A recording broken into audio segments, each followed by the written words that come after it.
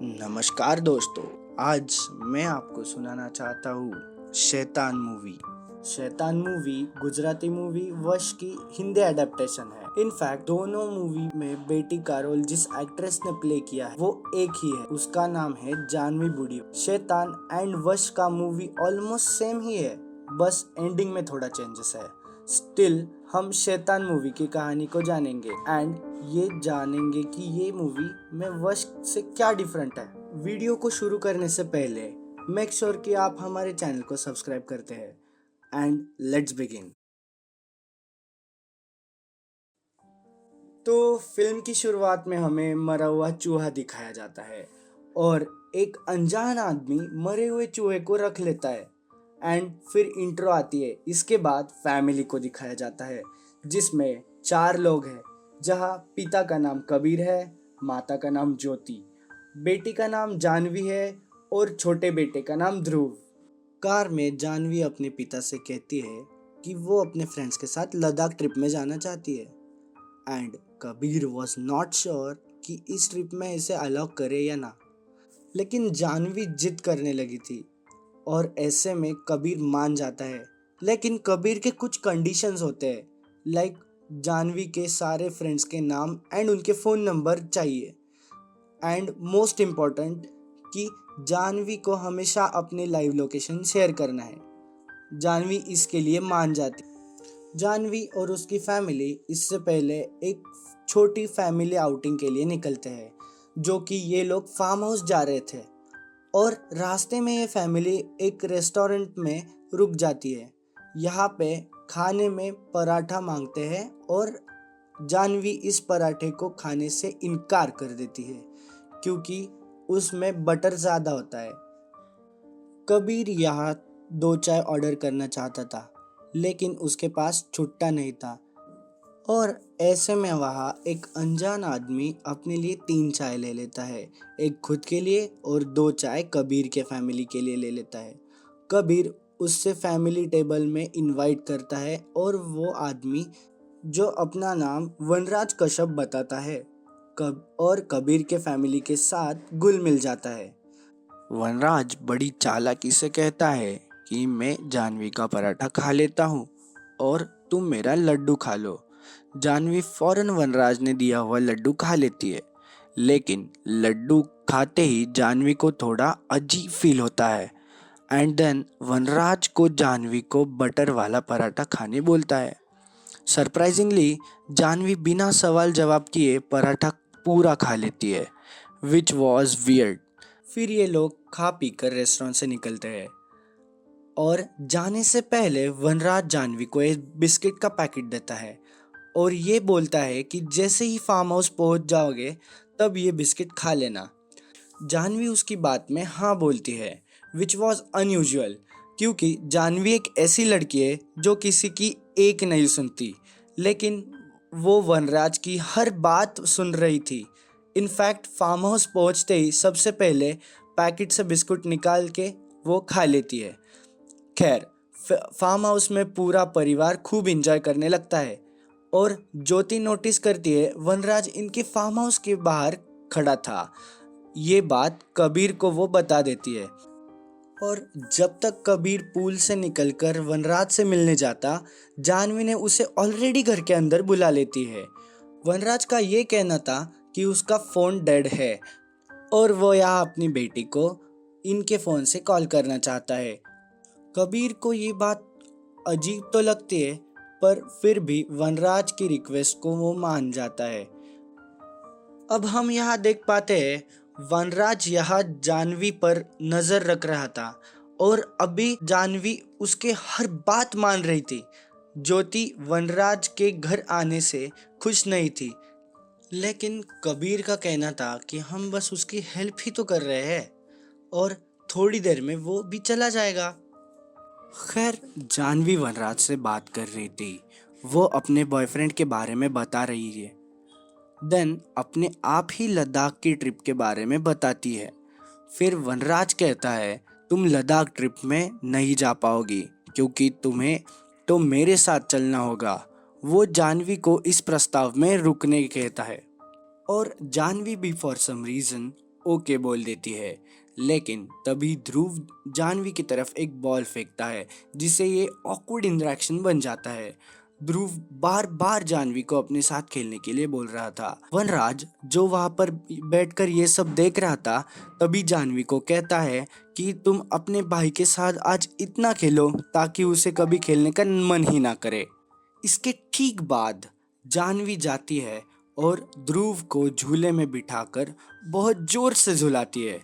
इससे ध्रुव डरकर चीखने लगता है और ये बात ज्योति नोटिस करती है। तभी कबीर और ज्योति किसी तरह जानवी को रोक लेते हैं और तब तक ध्रुव को चक्कर आने लगते हैं। कबीर जानवी पर गुस्सा करने लगता है और वही बेटा वनराज कहता है कि जानवी पापा से सॉरी कहो, और जानवी तुरंत सॉरी कह देती है। अब खाने के वक्त वनराज फिर से इनकी फैमिली मैटर्स में दखलंदाजी करता है और वो कहने लगता है मुझे फैमिली के बारे में सब पता है।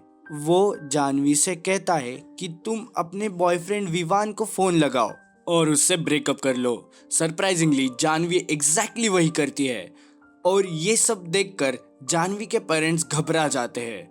कबीर फौरन वनराज को निकलने के लिए कहता है और वनराज जाने के लिए तैयार ही नहीं था। ऐसे में कबीर वनराज को पकड़कर घर से बाहर निकालने लगता है, लेकिन जानवी एकदम से अपने पिता से लड़ने लगती है, सेइंग अंकल कहीं नहीं जाएंगे। वो अपने पिता को धक्का देने लगती है एंड जानवी का बर्ताव यहाँ एकदम पागलों जैसा था। जानवी कहने लगती है अंकल जो भी बोलेंगे वो मेरे लिए करना जरूरी है। वनराज यहाँ बताता है कि जानवी के साथ इसने वशीकरण किया है, यानी कि अब जानवी वही करेगी जो वनराज बोलेगा, क्योंकि जानवी वनराज के वश में है। डेमो देने के लिए वनराज उसे खड़े होने के लिए एंड बैठने के लिए कहता है और वही बार बार करने के लिए कहता है। इनफैक्ट उसे रोने कहता है, हंसने कहता है, वगैरह वगैरह। ये सब देखकर ज्योति रोते हुए वनराज को कहती है कि आपको हमसे क्या चाहिए। वनराज पहले तो सारे फोन टैबलेट्स रखवाता है और जानवी से सारे फोन टैबलेट्स तुड़वा देता है। वनराज जानवी को चाय पत्ती तक खिलवाता है एंड अपने ही पिता को थप्पड़ खिलवाता है। अब वनराज जानवी से अपना पैर दबाते हुए कहता है कि जानवी को अपने साथ लेके जाना चाहता हूँ। जानवी के पेरेंट्स उसे दान कर दे, यानी खुद कह दे कि जानवी वनराज के साथ जा सकती है। वैसे तो वनराज जानवी को ऐसे भी लेकर जा सकता है क्योंकि ऑफ कोर्स जानवी उसके साथ उसके वश में है, लेकिन अगर परमिशन ना मिले तो आगे जाके उसका वशीकरण टूट सकता है, क्योंकि दिल से जानवी पेरेंट्स को याद करती रहेगी। इसके लिए पेरेंट्स की परमिशन ज़रूरी है और कबीर इसके लिए तैयार ही नहीं होता। और ऐसे में वनराज कहने लगता है जब कोई मेरे सामने तरकता है, गिड़गिड़ाता है तो मुझे बहुत अच्छा लगता है। ऐसे कहकर वनराज जानवी को एक लात मारता है और इसके रिएक्शन में कबीर वनराज को पीटने लगता है। वनराज जानवी से ध्रुव का सिर फोड़ने कहता है और जानवी ऐसा करती भी है। दूसरी तरफ हमें पुलिस को यहाँ आते हुए देखते हैं, क्योंकि ज्योति बार बार हेल्पलाइन पर मिस कॉल कर रही थी। पुलिस घर के अंदर आती है और यहाँ कबीर ज्योति और वनराज को ऐसे बिहेव करते देखते हैं मानो ये सब फैमिली और फ्रेंड्स है। और ऐसा इसलिए क्योंकि वनराज ने जानवी को एक गैस सिलेंडर के ऊपर गैस ओपन करके बिठा दिया था, साथ ही उसके हाथ में एक मैचिस भी थी। यानी अगर कबीर या ज्योति अपना मुंह खोलते, जानवी गैस पर आग लगा देती और गैस एक्सप्लोड हो जाता। ये लोग पुलिस को किसी तरह से समझा बुझाकर भेज देते हैं, जिसकी वजह से वनराज और भी ज्यादा भड़क जाता है। कबीर यहाँ घर और पैसा भी ऑफर करता है, लेकिन वनराज कबीर के सामने पैसों को ही जला देता है। यानी कि इट वॉज क्लियर दैट वनराज को जानवी ही चाहिए। वनराज कहता है धन पाना, हवस और लालच ये सब बाहर की चीजें मेरे अंदर नहीं है, क्योंकि मैं अंदर से इंसान ही नहीं हूँ, बल्कि मेरे अंदर इंसानों से आगे आ चुका हूँ। ये उम्रा की रात मेरे लिए आई है। उम्रा परछाई का वो काला हिस्सा जहां रोशनी की एक किरण तक नहीं पहुंचती। इसके बाद वनराज संस्कृत में कुछ चीजें बोलता है जो इस तरफ इशारा करती थी कि कुछ ही घंटों में वो एकदम सुप्रीम पावर होगा। अब वनराज जानवी से बहुत चीजें करवाता है, लाइक खुद को थप्पड़ मरवाना, बिना रुके डांस करना। इनफैक्ट वो जानवी को चाकू लेने तक कहता है कि वो खुद को गार्ड करवा सके। एक पॉइंट पर जानवी पैंट में सूसू तक कर देती है एंड ज्योति उसके पैंट वगैरह चेंज करवाती है। इसी बीच मौका पाकर ज्योति जानवी के हाथ से चाकू लेकर वनराज पर हमला करती है। यहाँ पर काफी हाथापाई होती है, जहां जानवी और वनराज एक तरफ एंड ज्योति एंड कबीर एक तरफ। ध्यान रहे कि ज्योति और कबीर जानवी को चोट नहीं पहुंचा सकते थे, लेकिन कबीर जानवी को बांध देता है और वनराज को ओवरपावर कर जाता है। वनराज फौरन जानवी को जोर जोर से हंसने कहता है और जानवी हंसना शुरू कर देती है। ऐसे में कबीर को ना चाहते हुए भी वनराज को छोड़ना पड़ता है, क्योंकि वो वनराज को अगर मार भी देता है तभी जानवी हंसते हंसते ही रहेगी, कभी रुकेगी नहीं। नाउ वनराज नेक्स्ट लेवल पर चला जाता है, जहां जानवी से अपने छोटे भाई ध्रुव को मारने के लिए कहता है। वनराज का ऐसे कहते ही जानवी ध्रुव को मारने चले जाती है और पेरेंट्स जानवी को रोकने लगते हैं। जानवी इन्हें इमोशनली बेवकूफ बनाकर ध्रुव को खोजने लगती है, लेकिन एट द एंड जानवी ध्रुव को छत पर पाती है और थोड़ी ही देर हाथापाई करने के बाद वो ध्रुव को छत से नीचे फेंक देती है। पेरेंट्स फौरन ध्रुव के लिए नीचे जाते हैं और ध्रुव की हालत बहुत गंभीर थी, इसलिए न चाहते हुए भी कबीर एंड ज्योति जानवी का अर्पण कर देते हैं। उसके बाद जानवी वनराज के साथ निकल जाती है। कबीर और ज्योति ध्रुव को हॉस्पिटल लेकर जाते हैं। मीनवाइल वो खुद जानवी के लोकेशन को ट्रैक करते हुए वनराज का पीछा करता है। बेसिकली जब वनराज और जानवी के बीच हाथापाई हो रही थी, तब कबीर ने फोन का जुगाड़ करवा कर लाइव लोकेशन चालू करके उसके पास रख दिया था। दूसरी तरफ वनराज अपने अड्डे पे पहुंचते हैं, जहां वो कई लड़कियों को अपने वशीकरण में रखता था। वो कहता है आज की रात वो जानवी और बाकी लड़कियों को आजाद कर देगा। वनराज खुद को किसी तरह की रिचुअल के लिए तैयार करता है और सभी लड़कियों को ट्रांस स्टेट में देखते हैं। हम देख पाते हैं कि वनराज कुछ यज्ञ करता है, जहां वो सभी लड़कियों को अग्निकुंड में कूदवाने वाला है, यानी उनका बलिदान देने वाला था। मीनवाइल कबीर किसी तरह इस लोकेशन पर पहुंच जाता है और कुछ लड़कियां जो गार्डिंग कर रही थी वो कबीर पर हमला कर देती है। कबीर इन सब से लड़कर अग्निकुंड वाली जगह पर पहुंचता है और वनराज कुछ ही देर के लिए अपना रिचुअल रोक देता है।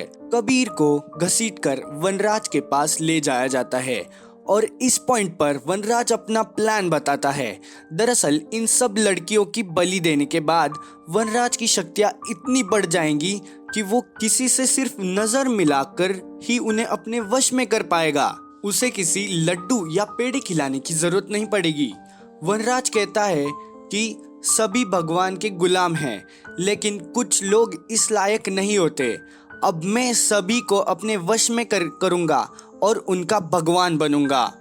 इसके बाद वनराज फिर से अपना रिचुअल शुरू करता है, जहां वो काली कठपुतलियां आग में फेंक रहा था और लड़कियां धीरे धीरे आग की तरफ बढ़ रही थी।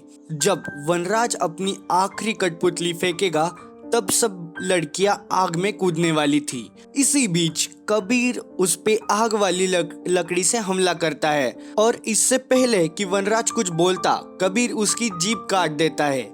कबीर उसके जीभ को आग में फेंक देता है और सारी लड़कियां कबीर पर हमला बोल देती है। तभी एकदम से वनराज की आवाज आती है सेइंग कि तुम लोग पहले की तरह नॉर्मल हो और अब मैं तुम्हें हमेशा हमेशा के लिए आज़ाद करता हूँ। ये सुनते ही लड़कियां रुक जाती है और आज़ाद हो जाती है।